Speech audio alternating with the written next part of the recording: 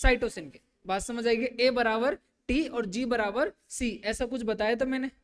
ए बराबर टी और जी बराबर सी, ये बताया था आपको किसके लिए? बेस रेशियो के लिए। किसके लिए बताया था? बेस रेशियो आपको जब कैलकुलेट करना है। और ये जो नैन चारगाफ रूल था, ठीक है, चारगाफ रूल मेन क्या था वो? ए प्लस, बोलो बोलो, टी अपॉन जी प्लस सी मेरा कांस्टेंट रहेगा। क्या रहेगा? कांस्टेंट रहेगा। और कांस्टेंट लगभग अप्रोक्स क्या, ए प्लस जी था ना? हाँ, ए प्लस जी अपॉन टी प्लस सी, ठीक है, ए प्लस जी अपॉन टी प्लस सी, यानी इसका रेशियो मेरे कांस्टेंट आएगा, बराबर आएगा। कल एक एग्जांपल देके बताया था मैंने आपको। अगर क्वेश्चन में मुझे एडेनिन दिया हुआ है, एडेनिन दिया हुआ है 20%, कितना दिया हुआ है? 20%, ठीक है, और साइटोसिन दिया हुआ है मेरे पास 30%, कितना दिया हुआ है? 30%, ठीक है, तो मुझे जी और टी का रेशियो फाइंड आउट करना है। तो आपको पता है कि ए के बराबर टी होता है, तो टी का रेशियो कितना हो जाएगा? जस्ट इसके बराबर 20 हो जाएगा। और जी सी के बराबर होता है, तो ये कितना हो जाएगा? 30। अब आप देखो कि जो मैंने क्वेश्चन किया है ये मेरा सही है या गलत है, इसमें आप पुट करके देख सकते हो। अरे देख सकते हो, नहीं देख सकते? ए प्लस जी करो, ए प्लस जी, ए कितना है मेरा? 20, जी कितना है? 30, उसके बाद टी कितना है मेरा? 20, और सी कितना है? 30, कितना हो गया? 50 डिवाइड बाई 50, अरे 1 आ गया क्या? और 1 कांस्टेंट है, तो अपने को पता चल गया कि जो अपने सॉल्व किया है वो एकदम करेक्ट है। यानी इसका मतलब क्या निकला है कि जो मेरा डीएनए है, उस डीएनए के अंदर जो बेस रेशियो है, वो बेस रेशियो रखा किस सीक्वेंस में गया है? सीक्वेंस में रखा हुआ है। तो उसकी जो, अगर सपोज करो प्यूरिन ज्यादा हो गए, सपोज करो प्यूरिन ज्यादा हो गए, पायरिमिडीन कम हो गए, तो प्यूरिन का कंटेंट ज्यादा रहेगा। अरे बिल्कुल ज्यादा रहेगा, बट ऐसा नहीं होता। एक बार प्यूरिन आता है, फिर पायरिमिडीन आता है, फिर प्यूरिन आता है, फिर पायरिमिडीन आता है, ये आपको पता है डीएनए का सीक्वेंस होता है जब। इसलिए प्यूरिन के सामने पायरिमिडीन होता है, फिर प्यूरिन के सामने पायरिमिडीन होता है, यानी दोनों का बेस रेशियो इसीलिए कांस्टेंट रहता है। अगर ऐसा होता कि प्यूरिन ज्यादा है, पायरिमिडीन कम है, तो जो डीएनए का स्ट्रक्चर है वो यूनिफॉर्म स्ट्रक्चर नहीं रहता।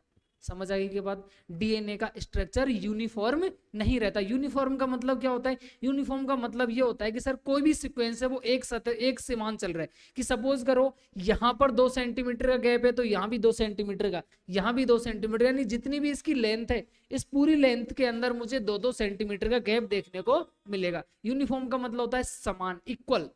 समझ आएगी के बाद? यूनिफॉर्म का मतलब होता है थ्रू आउट द लेंथ कोई चीज इक्वल चल रही है, उसको बोलता हूं मैं यूनिफॉर्म। क्या बोलता हूं? यूनिफॉर्म। बात समझ आई? अरे यहां तक अपन ने कल पढ़ लिया था, अब इसके आगे पढ़ना है। इसके आगे मैंने कल बताया था क्या पढ़ना है?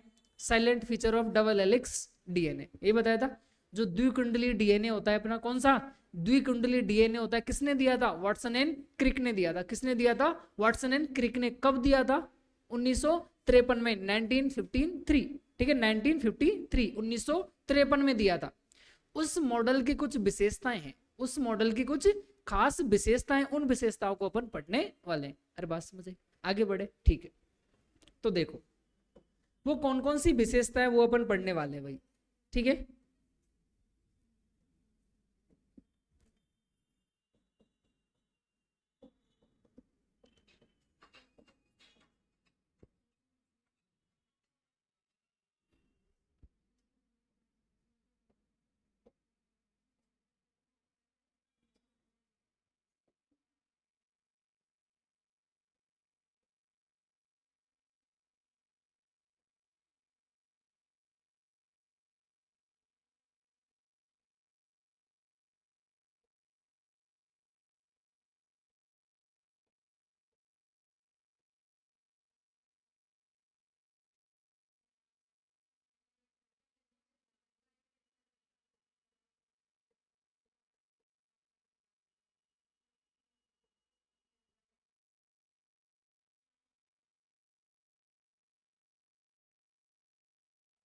ठीक है भाई, द्विकुंडली डीएनए की कुछ खास विशेषताएं जो किसने दिया था मॉडल? आपको सबसे पहले पता है किसने दिया था भाई? वाटसन एंड क्रिक ने दिया था। किसने दिया था? वाटसन एंड क्रिक ने। तो पॉइंट वाइज यहां पर लिखते जाओ, किसने दिया था ये model? Watson and Crick. Watson and Crick ने इसको क्या किया था? प्रपोज किया था। क्या किया था? प्रपोज किया था। कब? 1953 3। ठीक है, उसके बाद सर ये जो मॉडल है वो 2 पॉलीन्यूक्लियोटाइड चेन से बना होता है। किसके बना होता है? 2 पॉलीन्यूक्लियोटाइड चेन से बना होता है। यार बिल्कुल सही बात है, क्या 2 पॉलीन्यूक्लियोटाइड चेन होती है? तो किससे बना होता है? ये फॉर्म बाई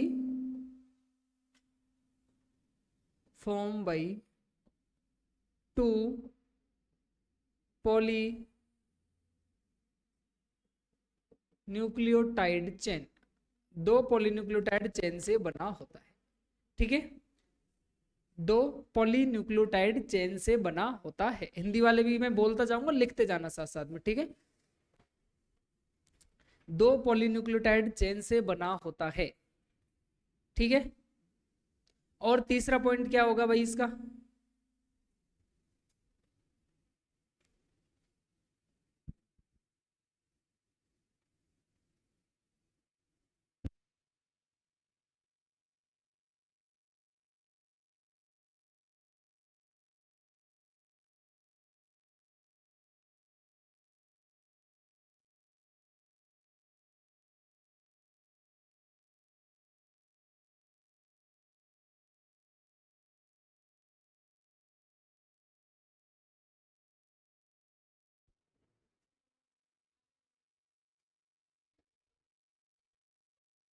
हाँ, आगे भी पढ़ेंगे, आगे पढ़ेंगे ना अभी।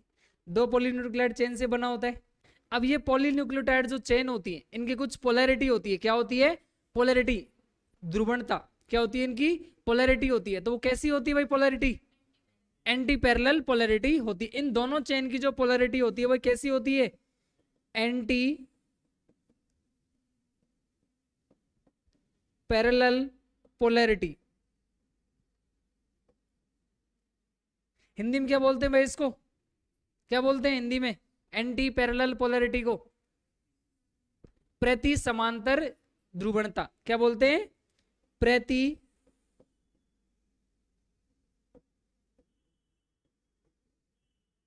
समांतर ध्रुवणता। ठीक है, ये होती है प्रति समांतर ध्रुवणता। कैसे होती है सर? एक चेन अगर 3 डैश 5 डैश है तो दूसरी कौन सी होगी? 5 डैश 3 डैश होगी। देखो ये मेरे पास डीएनए है, इस डीएनए की एक चेन, ठीक है, इस डीएनए की ये चेन, अगर ये चेन 3 डैश से है, ये चेन इधर से इधर आ खत्म हो रही है 3 डैश 5 डैश है, तो सर दूसरी वाली चेन मेरी कौन सी होगी? 3 डैश से 5 डैश। अरे बात समझ आ गई क्या? दोनों की चीज समझ आ गई। एक मेरी 5 डैश 3 डैश है तो दूसरी कौन सी होगी? 3 डैश 5 डैश। यहाँ लिख सकते हो आप कॉर्नर में कि एक चलेगी 3 डैश से 5 डैश की ओर और दूसरी चलेगी 5 डैश से 3 डैश की ओर। ठीक है, लिखो भाई लिखो फटाफट, ये पॉइंट नोट करो।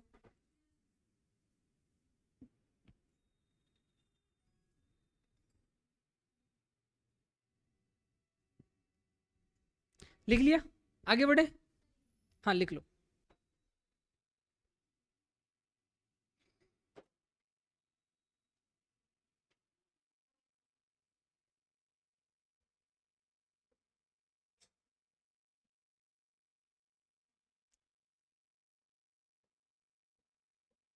सुगर फॉस्फेट जो होता है, कौन? Sugar phosphate. सुगर फॉस्फेट किसका फॉर्मेशन करता है? डीएनए की बैकबोन का। किसका फॉर्मेशन करता है भाई? डीएनए की बैकबोन का, बैकबोन ऑफ डीएनए। ये डीएनए की क्या है मेरे पास? बैकबोन है। क्या है? डीएनए की बैकबोन। ठीक है, उसके बाद इसमें नाइट्रोजन बेसेस होते हैं मेरे पास। कौन होते हैं? Nitrogen bases. ठीक है, नाइट्रोजन बेसेस होते हैं, वो प्रोजेक्टेड होते हैं इनसाइड। कैसे होते हैं? इनसाइड प्रोजेक्टेड होते हैं, प्रोजेक्टेड इनसाइड। ठीक है, अंदर की ओर प्रक्षेपित होते हैं। ठीक है भाई,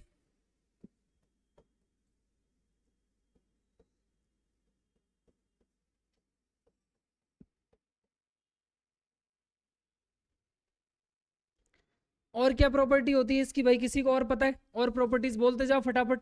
इसके अंदर जो नाइट्रोजन बेस होते हैं, ठीक है, नाइट्रोजन बेस, उसमें ए बराबर टी डबल बॉन्ड से कनेक्टेड होता है। दो कौन से बॉन्ड होते हैं? ये हाइड्रोजन बॉन्ड होते हैं भाई। कौन से बॉन्ड होते हैं? H बॉन्ड हाइड्रोजन बॉन्ड से कनेक्ट होता है, एडेनिन थाइमिन से कनेक्ट होता है 2 हाइड्रोजन बॉन्ड से, किससे? 2 हाइड्रोजन बॉन्ड से। और गुआनिन साइटोसिन से होता है किससे? 3 हाइड्रोजन बॉन्ड से। कितने हाइड्रोजन बॉन्ड से भाई? 3 हाइड्रोजन बॉन्ड से क्या होते हैं? एक दूसरे से कनेक्टेड होते हैं। क्या से होते हैं? एक दूसरे से कनेक्टेड होते हैं, एक दूसरे से ऐसे ये कनेक्ट होते हैं। और क्या होता है भाई? एक दूसरे से कनेक्ट होते हैं, ये चीज आपको पता चली। अब इसका जो सबसे इंटरेस्टिंग और यूनिक फीचर जो आता है, सबसे इंटरेस्टिंग और यूनिक फीचर ये होता है डीएनए का कि एक प्यूरिन एक पायरिमिडिन के हमेशा क्या रहेगी? अपोजिट रहेगी। अरे आपको पता है ए क्या है आपका? प्यूरिन। और टी क्या है? पायरिमिडिन। अरे बिल्कुल पायरिमिडिन है। जी क्या है आपका? प्यूरिन। और सी क्या है आपका? पायरिमिडिन। तो आप देख रहे हो कि ए के सामने टी आ रहा है या टी के सामने ए आ रहा है, बात एक ही है। यानी purine always comes opposite to pyrimidine. Purine हमेशा उसके विपरीत दिशा में आता है, किसके? पायरिमिडिन के। ये इसका यूनिक फीचर है। ऐसा क्यों हुआ?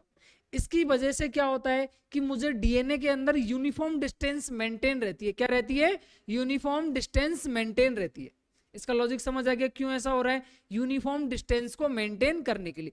और अगर यूनिफॉर्म डिस्टेंस रहेगी तो मुझे इससे क्या फायदा होगा? स्टेबिलिटी ज्यादा होगी। क्या ज्यादा होगी?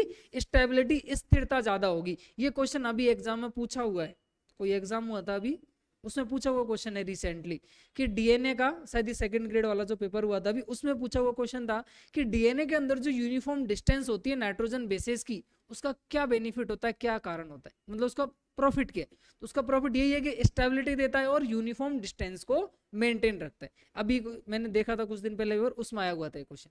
ठीक है, आई के बात समझ में? तो सबसे इसका इंटरेस्टिंग, अगले वाले पेज पे लिखूं? ये लिख लिया? अरे लिख लिया?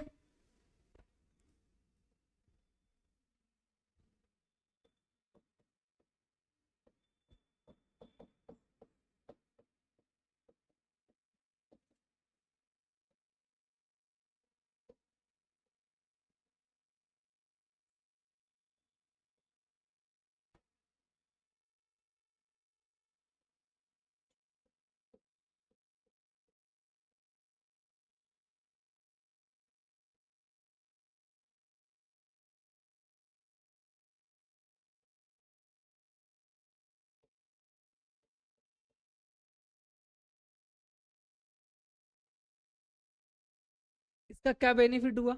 इसका बेनिफिट हुआ, मेंटेन करता है यूनिफॉर्म डिस्टेंस को। किसको मेंटेन करता है भाई? ये maintains uniform distance. Uniform distance को मेंटेन करता है और इस यूनिफॉर्म डिस्टेंस से मुझे अल्टीमेटली क्या आती है? स्टेबिलिटी आती है। क्या आती है भाई? स्टेबिलिटी आती है, स्थिरता आती है। ठीक है भाई, इससे मुझे क्या देखने को मिलती है? स्थिरता देखने को मिलती है। अरे बात समझ आई क्या? अब देखो, ये आपके ऐसे प्यूरिन और पायरिमिडिन एक दूसरे के अपोजिट हो गए। तो देखो मैं आपको डीएनए के हेलिक्स में बना के दिखाऊं आपको ये। ठीक है, तो यहां पर देखो,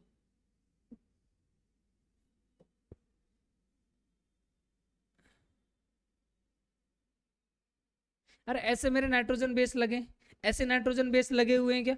तो यहाँ पर देखो इनकी नंबरिंग कैसे होती है, फिर यहाँ पर ये जुड़े कैसे होते हैं? सर इस तरफ ए होता है, डबल बॉन्ड टी से कनेक्ट होता है, डबल बॉन्ड टी। ठीक है, यहाँ पर जी रहेगा सर, एक तो ब्लू, एक ये और एक ये, 3 बॉन्ड हो गए, इससे ये। ऐसे इनकी क्या रहती है? कनेक्टिविटी रहती है। ऐसे आपस में एक दूसरे से हाइड्रोजन बॉन्ड के थ्रू क्या रहते हैं? कनेक्ट रहते हैं। और इसकी वजह से मेरे डीएनए की यूनिफॉर्म डिस्टेंस मेंटेन रहती है और उस मेंटेन की वजह से मुझे अल्टीमेटली एक स्टेबिलिटी देखने को मिलती। अरे बात समझ में आ गई क्या?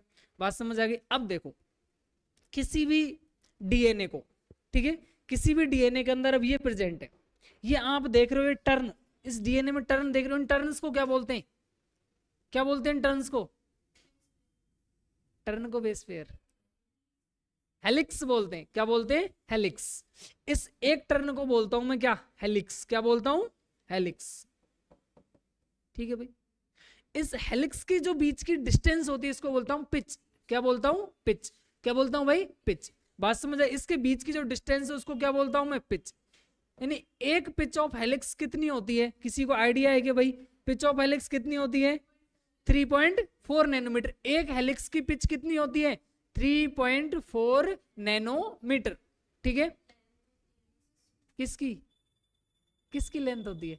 हाँ तो 3.4 नैनोमीटर डीएनए की लेंथ आने वाले हैं अभी। और कोई कंफ्यूजन बता दो। देखो क्या कह रहे हो, क्या कह रहे हो भाई? तो अपनी जो पिच ऑफ हेलिक्स होती है वो कितनी होती है? 3.4 नैनोमीटर। कितनी होती है? 3.4 नैनोमीटर। ये होती है pitch of helix, 3.4 nanometre. Sir एक ये हेलिक्स था, इसकी पिच यानी इसकी पिच की पिच का मतलब क्या होता है? डिस्टेंस। क्या होता है पिच का मतलब? डिस्टेंस। ठीक है, पिच का मतलब अल्टीमेटली क्या होता है? डिस्टेंस होता है। तो इसकी जो पिच की डिस्टेंस है यानी इस पिच के बीच की जो डिस्टेंस है वो कितनी है? 3.4 नैनोमीटर। ठीक है, अब इस एक हेलिक्स में 10 बेस पेयर प्रेजेंट होते हैं, ये पता है क्या? इस एक टर्न में, इस सिंगल टर्न में, यानी इसके बीच में, अलग कलर से दिखाता हूं मैं आपको। इस ये देखो जो मैं येलो दिखा रहा हूं, इस एक टर्न के बीच में कितने बेस पेयर प्रेजेंट होते हैं? 10 बेस पेयर प्रेजेंट होते हैं, 10 बेस पेयर प्रेजेंट होते हैं। तो मैं क्या लिख दूंगा यहाँ पर? पिच ऑफ हेलिक्स यानी 10 base pair present in each helix. प्रत्येक हेलिक्स, हेलिक्स यानी क्या होता है? टर्न, डीएनए का टर्न। और राइट हैंडेड फैशन के टर्न होते हैं। कौन से के होते हैं ये? राइट हैंडेड फैशन के। राइट हैंडेड फैशन का मतलब क्या होता है? राइट हैंड फैशन का मतलब क्या होता है? हाँ, क्लॉकवाइज चलेंगे। वो कैसे चलेंगे? क्लॉकवाइज। ठीक है, तो किस फैशन में रहेंगे ये? राइट हैंडेड फैशन में रहेंगे। यहां लिख देता हूं भाई, राइट हैंडेड फैशन या मैनर बोल सकते हो आप इनको। ठीक है, इसमें ये अरेंज होते हैं। ठीक है, हाँ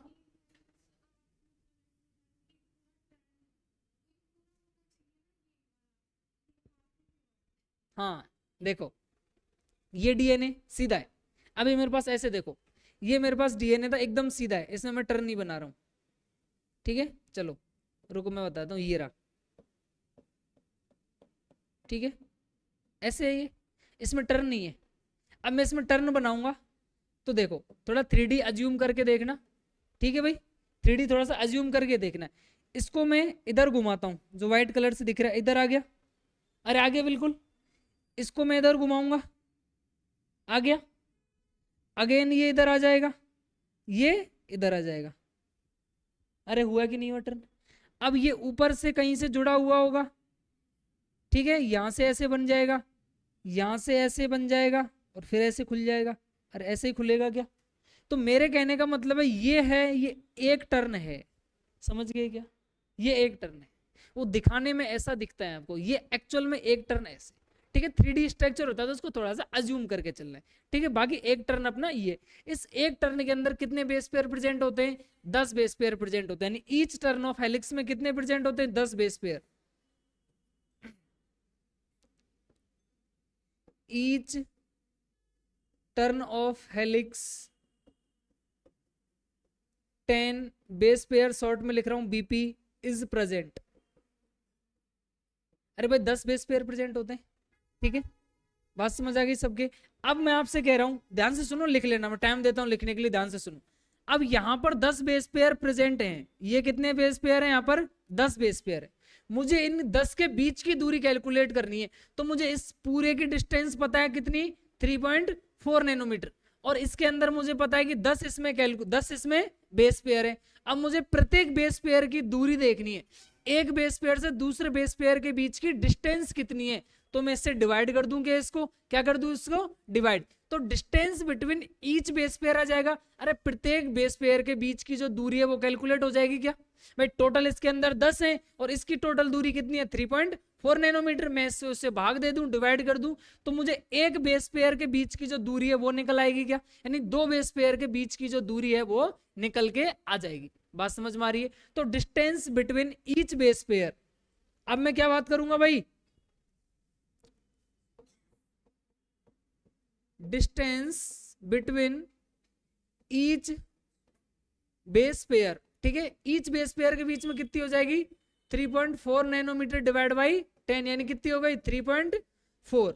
कितनी हो गई? 3.4 नैनोमीटर। अरे बात समझ आएगी क्या? 3.4 नैनोमीटर हो गई किसके बीच की दूरी? दो बेस पेयर के बीच की दूरी। बात समझ आ गई? दो बेस पेयर के बीच की दूरी कितनी हो गई? 3.4 नैनोमीटर। देखो अपन डायग्रामेटिकली हिसाब से चलते, ठीक है? मैं इधर डायग्राम बनाता हूं।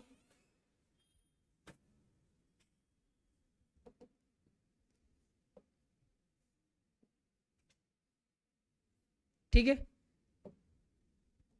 इसके अंदर कितने हैं? 10 बेस पेयर है। 1 2 3 4 5 6 7 8 और बना देते हैं। लो दूसरे कलर से बना देते हैं, दिख जाएगा आपको। ये 9 और ये 10, 10 बेस पेयर हो गए। अरे कितने हो गए? 10 बेस पेयर। आपको पता है सर इसकी दूरी है वो कितनी है?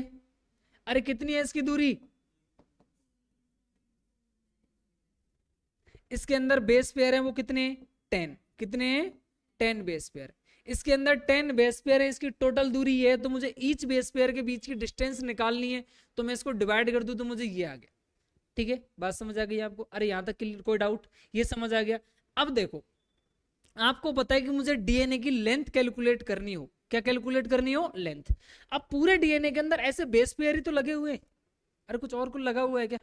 डीएनए के अंदर ऐसे एक टर्न आ जाएगा, फिर 10 आ जाएंगे, फिर एक टर्न आ जाएगा, फिर 10 आ जाएंगे, यानी पूरे डीएनए के अंदर ऐसे बेस पेयर लगे हुए। और इन बेस पेयर्स की संख्या ही तो न्यूक्लियोटाइड के बराबर होती है। पता है आपको किसी को? जितने नंबर ऑफ बेस पेयर्स होते हैं उतने ही उसके अंदर नंबर ऑफ न्यूक्लियोटाइड होते हैं। ये आपको पता था क्या? तो यहां पर ये पॉइंट लिख सकते हैं अपन, क्या? Number of base pair, number of base pair बराबर किसके होते हैं?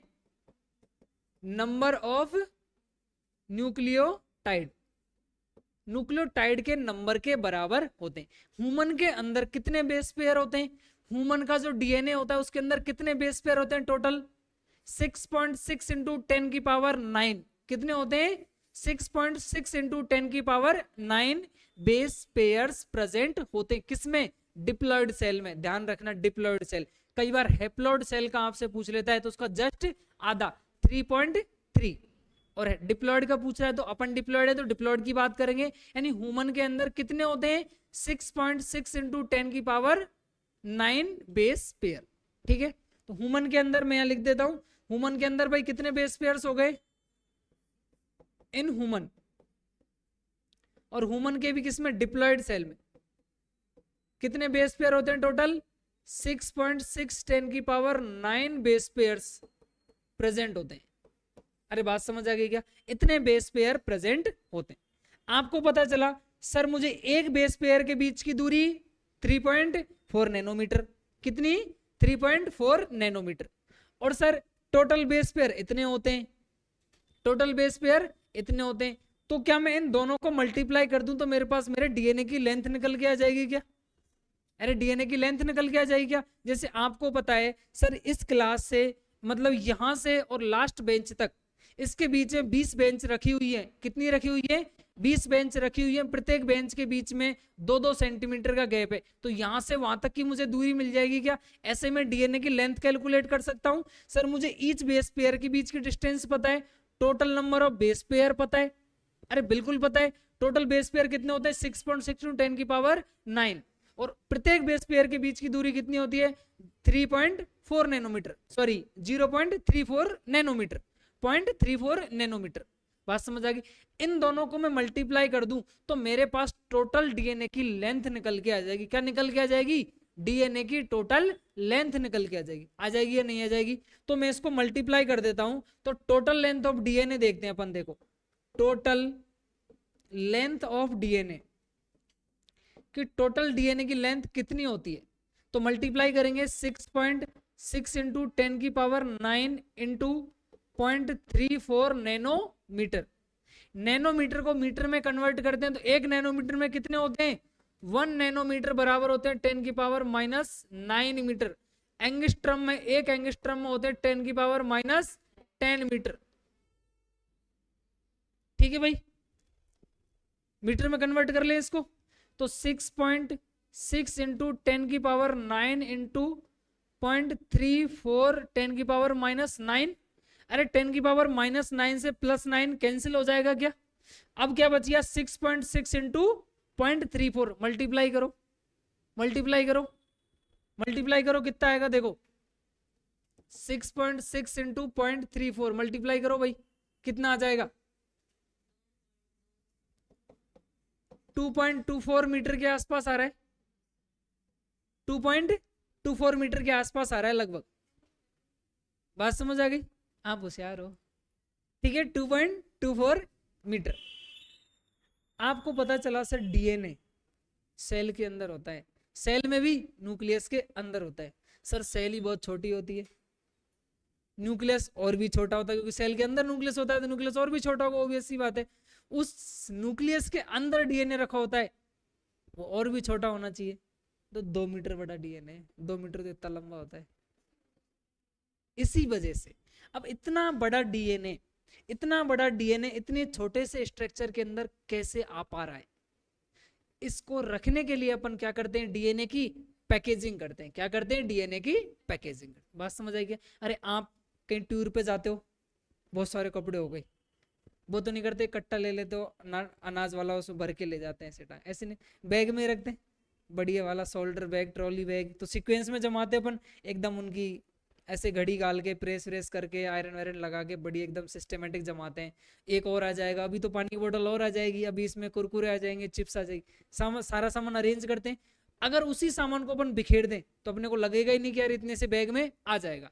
तो ऐसे ही है कि अगर मैं मेरे डीएनए की लेंथ को नॉर्मली करके देखूं तो 2.2 मीटर बहुत होता है।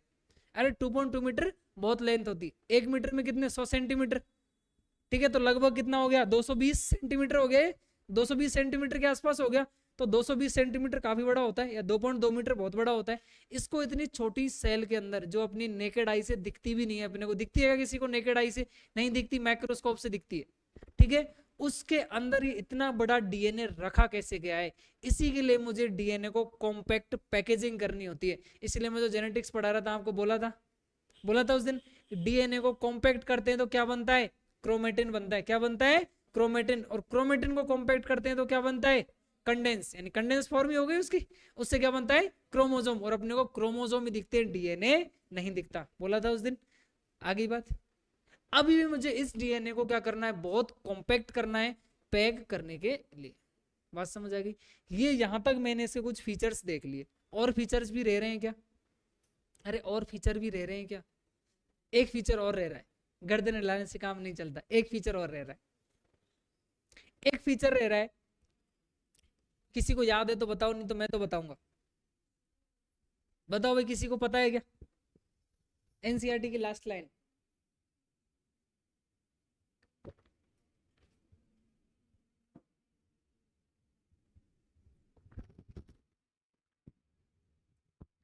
पता है किसी को?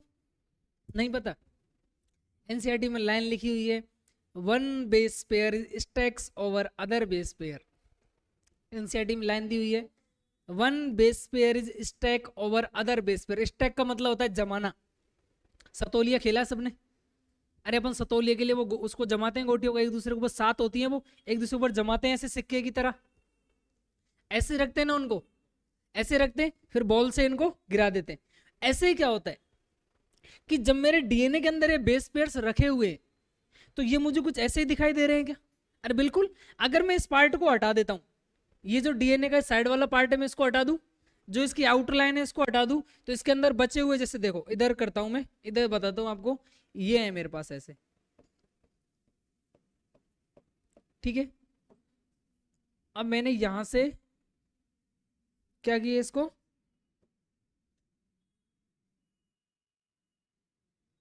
मिटा दिया। अरे मिटा दिया क्या? अब ये आपको एक दूसरे पर रखे हुए दिख रहे हैं ना? अरे ऐसे दिख रहे हैं जैसे सतोलिया रखा होता है, स्टैक्स ओवर। कॉइन होते हैं, सिक्के होते हैं, उनको एक दूसरे पर जमा देते हैं, या अपन सतोलिया खेलते हैं, जो वो पत्थर के वो होते हैं, गोल गोल बना के रखते हैं अपन उनको, ऐसे जमे हुए दिखते हैं अपने को वो सारे के सारे।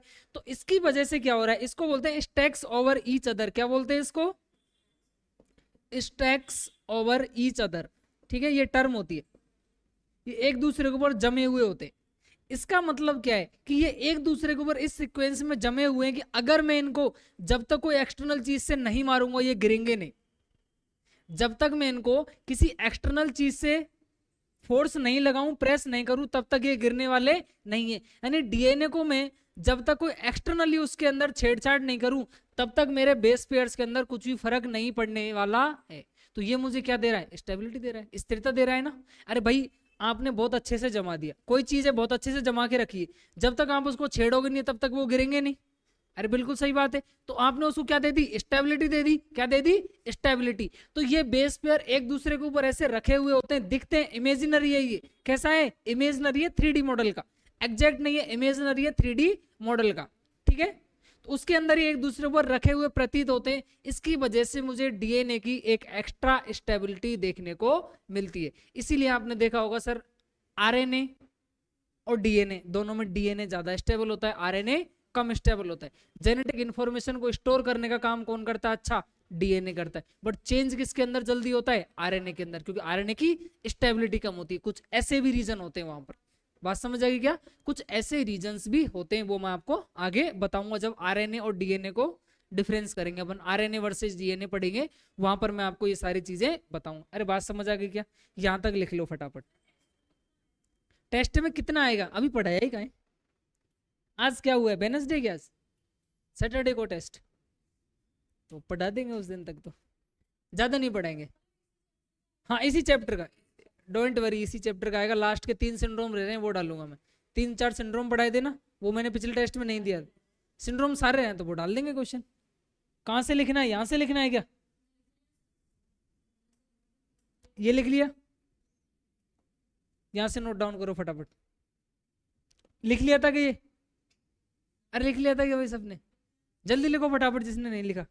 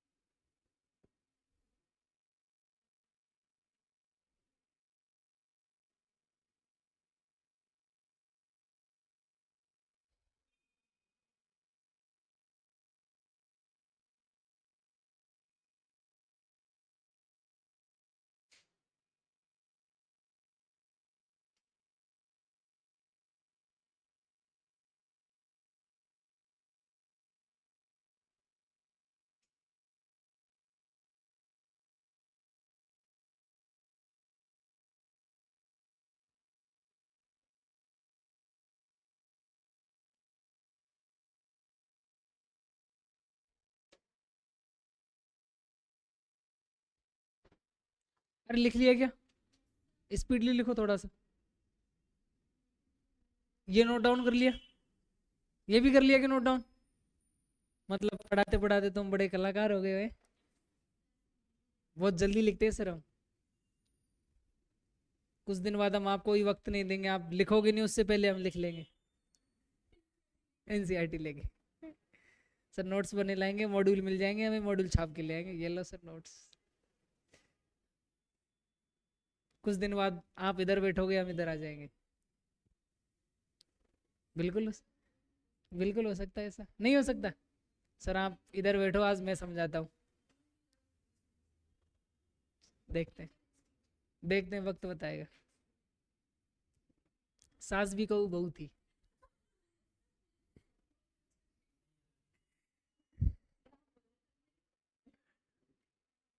क्या कह रहे हो,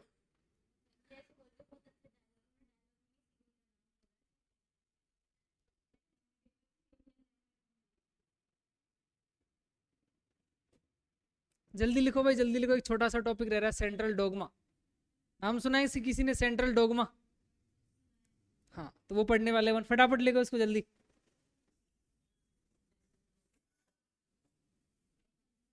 ये क्या आ गया, अरे यूरोप, यूरोप एशिया खुल गए बायोलॉजी में, लिख लो जल्दी लिख लो।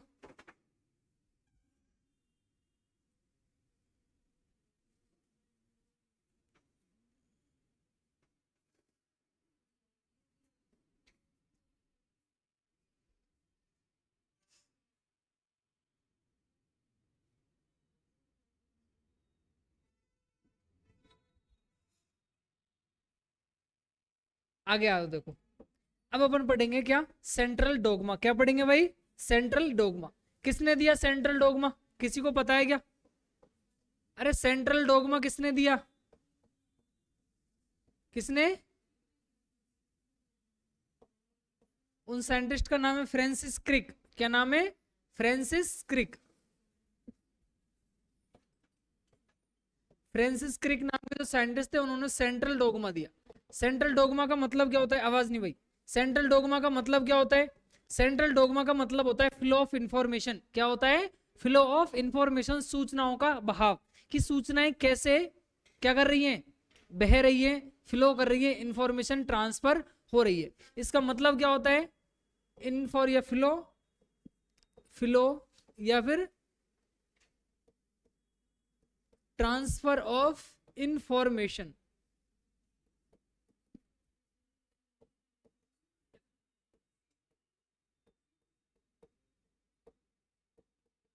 सूचनाओं का बहाव कैसे फ्लो करी? जनरली आप देखते हो सर डीएनए से आरएनए, अरे किधर जाती है? डीएनए से आरएनए और आरएनए से प्रोटीन।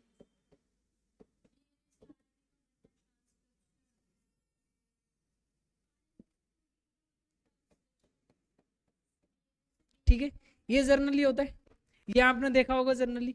अब कुछ वायरसेस होते हैं, कुछ वायरस होते हैं जिनके अंदर ये सेंट्रल डोगमा उल्टा हो जाता है। क्या हो जाता है? उल्टा।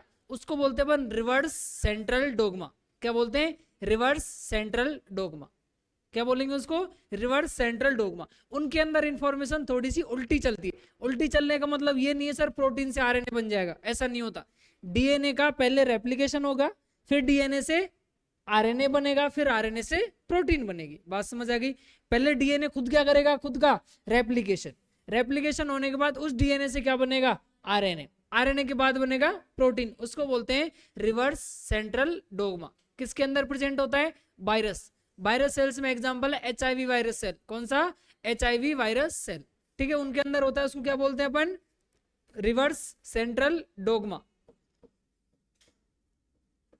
Reverse central dogma.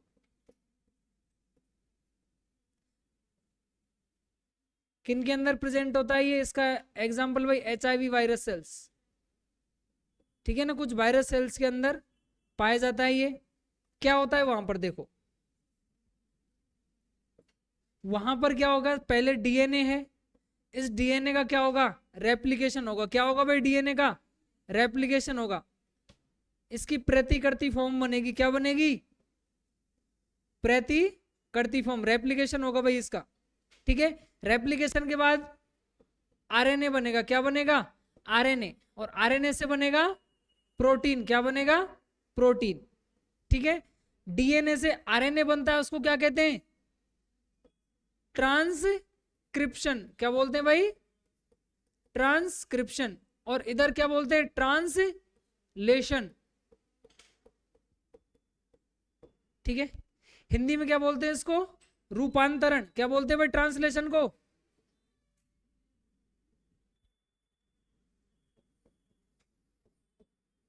और इसको अनुलेखन। यही बोलते हैं कि हिंदी में अनुलेखन, ट्रांसक्रिप्शन और ट्रांसलेशन, रूपांतरण। ठीक है, अरे बात समझ आ गई क्या? यानी कुछ वायरस सेल्स के अंदर क्या होता है सर? पहले डीएनए खुद का रेप्लिकेशन करेगा। क्या करेगा? डीएनए खुद का रेप्लिकेशन। और उस रेप्लिकेट फॉर्म किस में चेंज होगी? आरएनए में। किस में चेंज होगी? आरएनए में। बात समझे? पहले डीएनए खुद क्या करेगा? रेप्लिकेशन करेगा, यानी एक स्टेज ज्यादा हो गई इसके कंपेयर में। इसके कंपेयर में रिवर्स सेंट्रल डोगमा में एक स्टेज ज्यादा होगी। एग्जाम में डायरेक्टली क्वेश्चन पूछ जाता है रिवर्स सेंट्रल डोगमा किस प्रकार की कोशिकाओं के अंदर प्रेजेंट होता है? Reverse central dogma is present which type of cells? उसमें आपको वायरसेस, बैक्टीरिया, फंजाई, प्रोटोजोआ ऐसे एग्जांपल दे सकता है, या फिर आपको नाम लिख के दे सकता है। मलेरिया, जो भी मतलब अलग अलग प्रकार कोई बैक्टीरिया का नाम लिख के दे देगा, कोई और ऑर्गेनिज्म का नाम लिख के दे देगा। उसमें कहीं ना कहीं आपको एचआईवी वायरस भी मिलेगा, 100% मिलेगा। अपना आंसर क्या हो जाएगा? HIV virus. क्या हो जाएगा? HIV virus. बात समझ आई क्या? Central dogma, reverse central dogma. Clear है? अरे किसी को डाउट? कोई किसने डिस्कवर किया था? फ्रांसिस क्रिक, साइंटिस्ट है फ्रांसिस क्रिक। क्या होता है इसका मतलब? फ्लो ऑफ इंफॉर्मेशन या फ्लो ऑफ इंफॉर्मेशन, सूचनाओं का बहाव होना ही क्या कहलाता है? सेंट्रल डोगमा कहलाता है। ठीक है, अब देखेंगे अपन कि इतना बड़ा डीएनए, 2.2 मीटर का डीएनए एक छोटी सी सेल के अंदर किस तरह से रखा हुआ है, यानी उसकी पैकिंग किस तरह से की गई है, वो अपन कल पढ़ेंगे। क्या पढ़ेंगे? कल। पैकेजिंग ऑफ डीएनए, प्रोकैरियोट्स और यूकैरियोट्स दोनों सेल्स में थोड़ा सा अलग अलग होता है, दोनों पढ़ेंगे। बात समझ आई क्या? प्रोकैरियोट्स और यूकैरियोट्स में। उसके बाद अपना नेक्स्ट टॉपिक रहेगा सर्च ऑफ जेनेटिक मटेरियल। कौन सा टॉपिक रहेगा? Search of genetic material. Genetic material की सर्च कैसे करी लोगों ने, खोज कैसे करी, डीएनए को कैसे जेनेटिक मटेरियल माना। अरे बात समझ आएगी क्या? ठीक है, ये अपन कल टॉपिक पढ़ने वाले। जहां तक मैं पढ़ा दूंगा फ्राइडे तक, वो आपको सैटरडे के टेस्ट तक आएगा। ठीक है, और पिछले चैप्टर से सिंड्रोम्स यानी क्रोमोसोमल डिसऑर्डर। कौन से आएंगे? Chromosomal disorder. ठीक है भाई, समझ आया यहां तक? कोई डाउट किसी को? चलें फिर, ठीक है, मिलते हैं नेक्स्ट क्लास में।